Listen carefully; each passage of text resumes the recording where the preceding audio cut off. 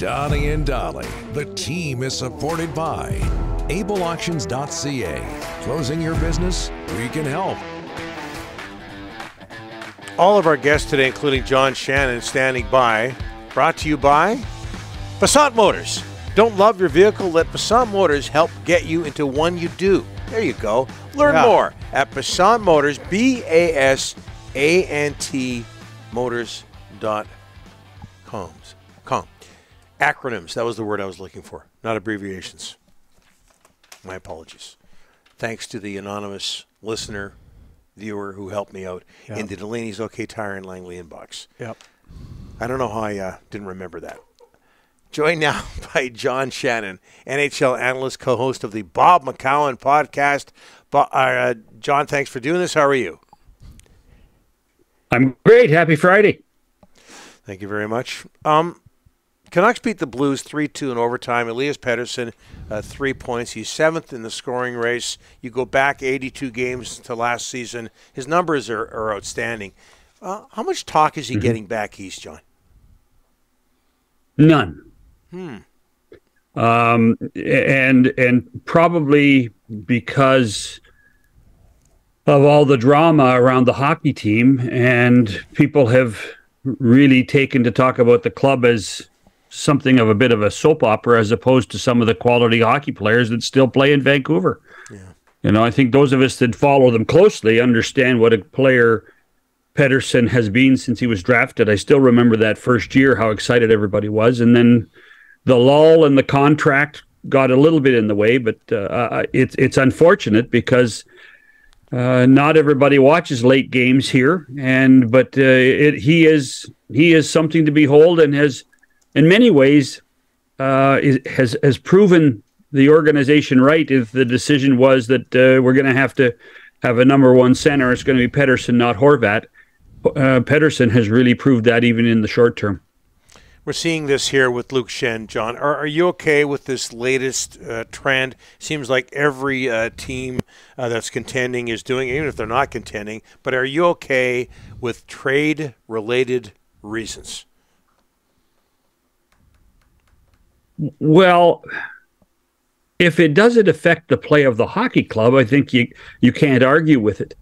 If a team falls off the face of the earth because they're not dressing a couple of their key players, then that's a problem. You know, Arizona has not lost in regulation until last night with Jacob Chychrun out of the lineup, or the other night against Calgary 2 nights ago. Yep. So it's difficult. It's difficult to argue. As long as the competitive level of the team doesn't drop, here's my word of the day, precipitously. Ooh. If it doesn't drop badly, then you don't have a problem. So it's difficult to say, well, I have a problem with it. You know, we're also talking about teams, for the most part, that aren't in the playoff hunt. It's the other team that's going to be affected more when they play them and can beat them easily. So from that perspective, I do have a problem with it. But if the team continues to play well, it's difficult to argue with. John, coaches' challenges. Donnie timed him on his couch last night. 6 minutes, 4 minutes, 2 in St. Louis. Can the league do something about this and get that number down? By the way, the league times them all too. Yeah. The league is very aware of these types of things. The one thing I would ask both of you is, would you rather have a time limit or get it right? Right. Well, I'm not so sure they got it right last night in both cases.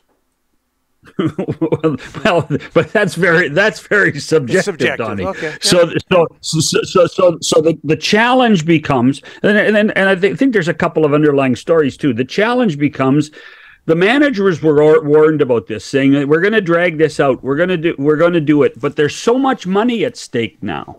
Mm-hmm. In theory, even though neither the Blues nor the Canucks are going to make the playoffs, but there's so much money at stake that, you know, the managers wanted to get it right, want to make sure that they get that offside by a millimeter, or the puck crossing the goal line, or the high stick. So from that perspective, the manager said, no, we want to get it right, and we're prepared to take the flack. The other thing is, Mike Murphy retired at the end of the calendar year, December 31st.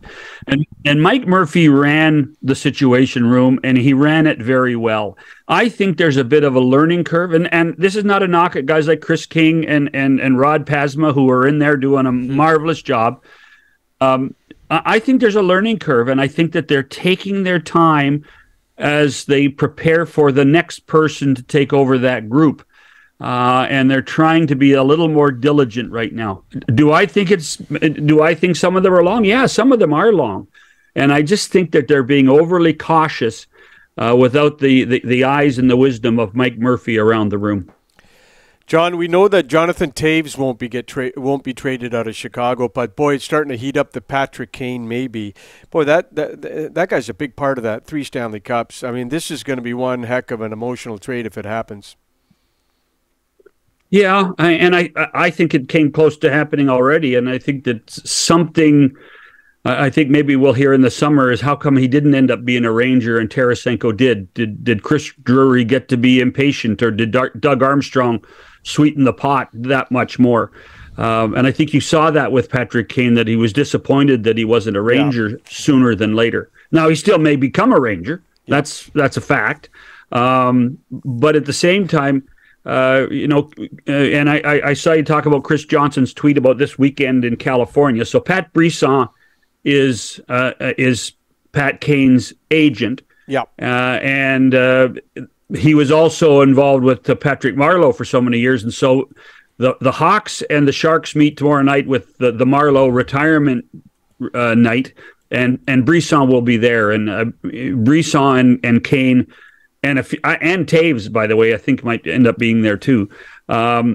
They're going to talk about the scenario, and Kyle Davidson's going to be there. So there's going to be discussions in San Jose between Brisson, Kane, and Davidson for sure about what the future is. It still would not surprise me that if Kane said, no, I want to stay. I'm here. I'm a Hawk. I want to be a Hawk.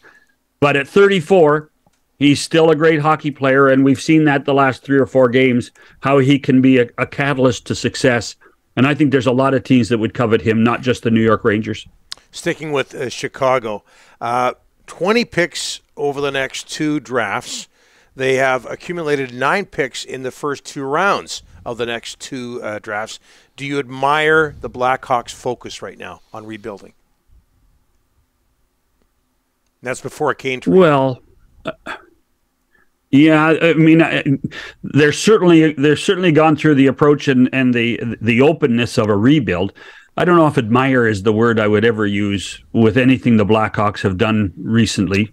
I think that there was a necessity to do this, and this was the price they had to pay for keeping that core group together for a decade and winning 3 Stanley Cups. This is an inevitability, guys. In a cap era, what Chicago's doing is something that has to happen at a certain point if you sign your stars for long term. All I have to do is bring up Pittsburgh. You compare those 2 teams. What are the Hawks doing? Massive rebuild. What are the Penguins doing? They elected to sign Malkin and Letang to long-term deals again. And look I don't know if you saw any video out of Pittsburgh last night. The Fire Hextall chants were pretty heavy last night in the second and third periods against the Oilers. So those are the 2 challenges.